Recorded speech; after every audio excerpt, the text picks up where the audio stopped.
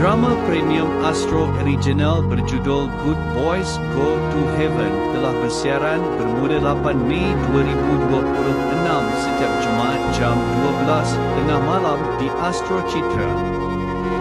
Drama ini boleh di-stream di Astro Go atau Soulka.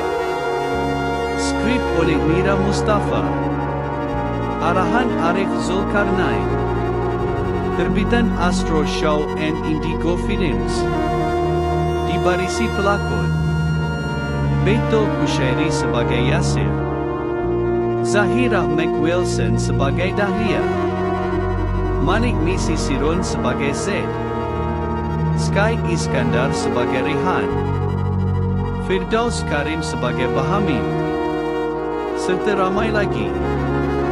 Drama ini mengisahkan Yasir yang kematian anaknya akibat pembunuhan.